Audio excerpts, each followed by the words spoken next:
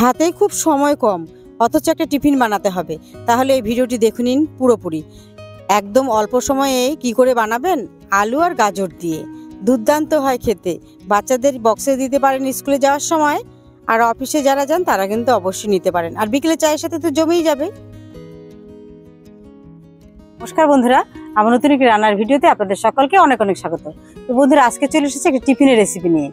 তো আটা দিয়ে আমি এই টিফিনটা করে দেখাবো, আর বাড়িতে থাকা সামান্য উপকরণ দিয়ে কিন্তু চটজলদি বানিয়ে ফেলতে পারবেন। আমি কি কি দিয়ে বানাচ্ছি এই টিফিনটা, ভিডিওটা প্রথম থেকে শেষ অবধি দেখার অনুরোধ রইল। সঙ্গে থাকুন, দেখতে থাকুন। আমি একটা বাটি নিয়েছি আর নিয়েছি আটা।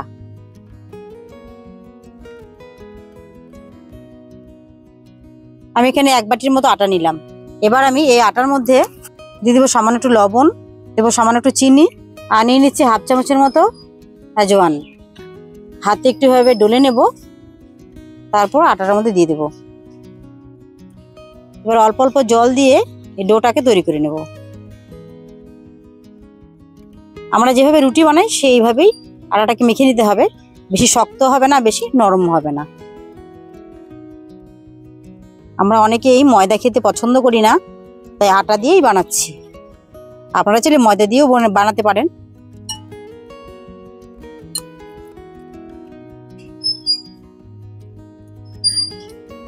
আটাটা মেখে নিয়েছি। এবার আমি আটাটাকে ঢেকে রেখে দেব সাইডে। এই টিফিন বানানোর জন্য আমি এখানে নিয়েছি গাজর। গাজরের উপরে খোসাটা ফেলে দিয়েছি, ভালো করে ধুয়ে নিয়েছি। আর নিয়েছি একটা সেদ্ধ করা আলু, ধনে পাতা কুচি, লঙ্কা কুচি, ধনে গুঁড়ো আর পেঁয়াজ কুচি। তো বন্ধুরা, এই গাজরটা আপনারা এই গ্রেটার দিয়ে গ্রেট করে নিতে পারেন। আমি কিন্তু চপারে ছোট ছোট করে কেটে নেব। তো গাজরের মাথা দিকটা কেটে নেব, ছোট ছোট করে টুকরো করে নেব। তাহলে চপারের মধ্যে চপ করতে সুবিধা হবে। বেশি বড় দিলে ঘুরতেই যাবে না। তাড়াতাড়ি করার জন্য টিফিনটা আমি এই চপার নিয়েছি। আপনারা গ্রেটার দিয়েও গ্রেট করে নিতে পারেন। তো ছোট ছোট কেটে নিয়েছি, এবার চপারের মধ্যে দিয়ে দেবো।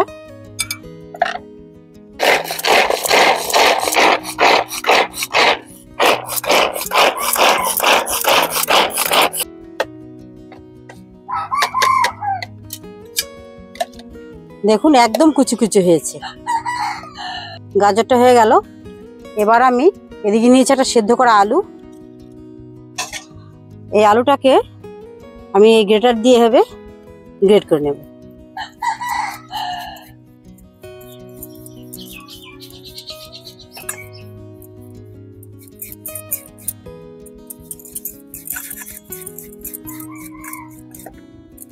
এবার আমি টিফিনের পুরটা বানিয়ে নেব।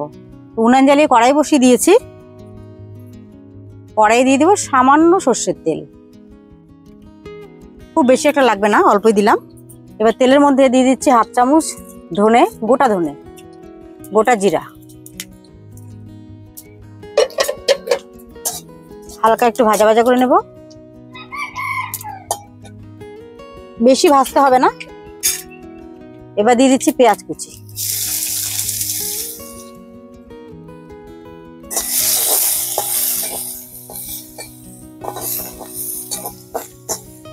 পেঁয়াজ কুচিটাকে অল্প করে ভেজে নেব, বেশি ভাজতে হবে না।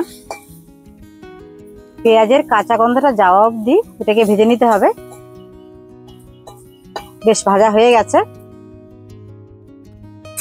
এবার আমি এর মধ্যে দিয়ে দিচ্ছি গাজর কুচি।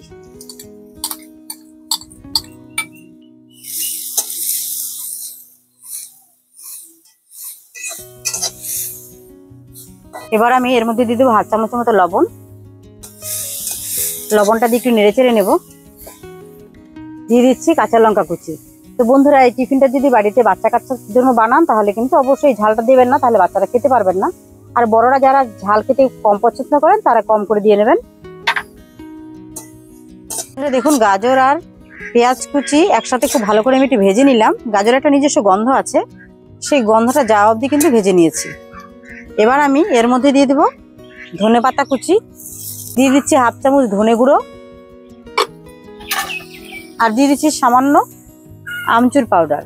তো আমচুর পাউডার না থাকলেও কোনো ব্যাপার নেই, আমি একটু আমচুর পাউডার দিলাম, বেশ ভালো লাগবে খেতে। এবার গ্রেট করে রাখা আলুটাকে দিয়ে দিচ্ছি।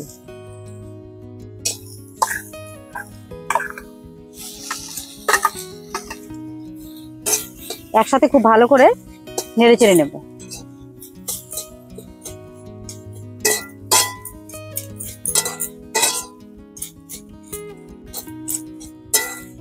আপনারা কিন্তু এই পুরের মধ্যে ডিমও দিতে পারেন, ডিম দিলেও ভালো লাগবে। তো আমি ডিম ছাড়াই করছি। এটা রেডি হয়ে গেছে, এবার আমি নামিয়ে নেব।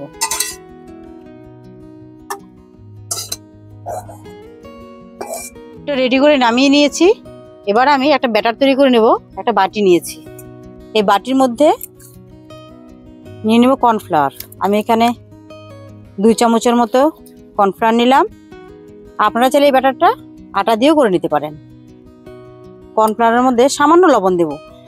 রুটিতেও কিন্তু লবণ দেওয়া আছে, পুরে লবণ দেওয়া আছে, এখানে সামান্য দিয়ে নিলাম। দিয়ে দেবো ধনেপাতা কুচি। ধনেপাতাগুলো একটু বড় বড় করে ছিঁড়ে নিয়েছি, খুব একদম কুচি কুচি করে নিয়ে নিই। দিয়ে দেবো পেঁয়াজ কুচি। পরিমাণ মতো জল দিয়ে এই ব্যাটারটাকে রেডি করে নেব।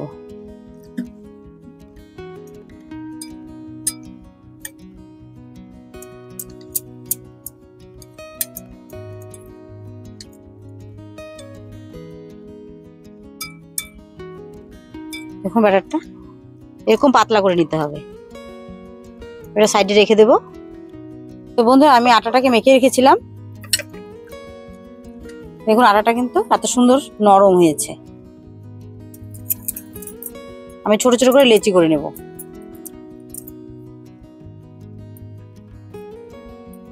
চারটে লেচি হয়েছে, একটা করে নেব। আমি রুটি বানিয়ে নেব। অল্প করে আটা ছিটিয়ে দেব, তাহলে বেলনা পিঁড়িতে লেগে যাবে রুটিটা বেলার সময়।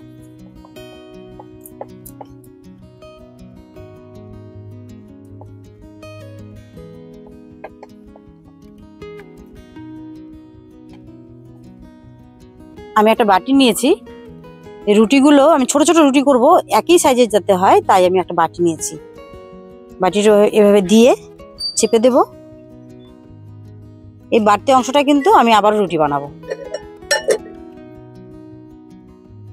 এই দেখুন কত সুন্দর হয়েছে। একই সাইজে বানাবো বলে আমি কিন্তু বাটি দিয়ে কেটে নিচ্ছি। আমি বাকি রুটিগুলো এভাবেই বানিয়ে নেব। আমি রুটিগুলো বানিয়ে নিয়েছি। একই সাইজের আমি 7টা রুটি বানিয়েছি। একটা করে রুটি নেব, আর গাজর আর আলুর যে পুরটা বানিয়েছি সেই পুরটাকে এভাবে মাঝখানে দেব।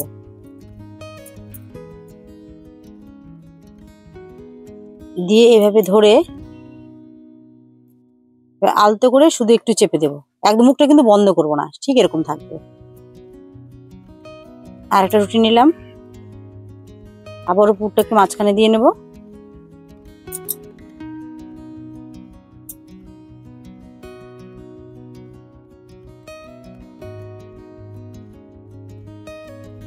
এরকম থাকবে, মুখটাকে বন্ধ করব না।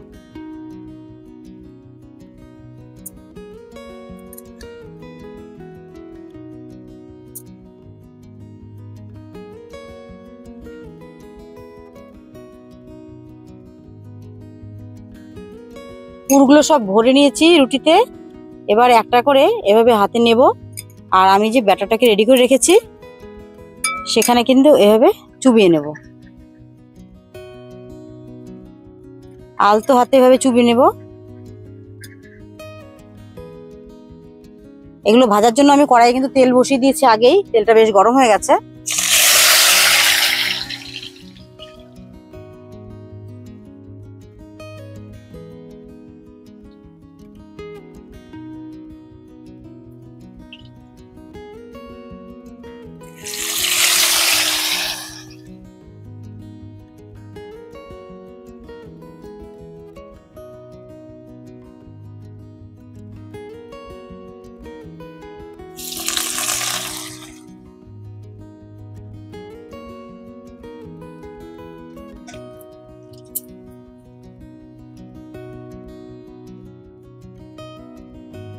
এক পিঠ হয়ে গেছে, আমি উল্টে দিয়েছি। এই টিফিনগুলো একটু কড়া করে ভেজে নিতে হবে।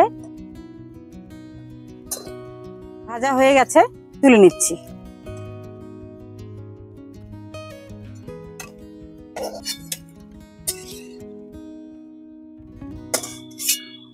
বাকিগুলো রয়েছে সেগুলো আমি এভাবেই ব্যাটারে চুবিয়ে ভেজে নেব।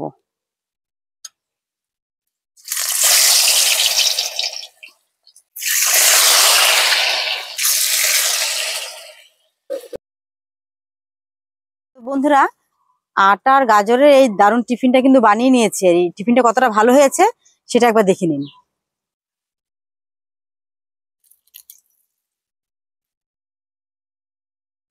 গাজর আর আলুর পুরে ঠাসা রুটি দিয়ে কত সুন্দর একটা টিফিন হয়ে গেল।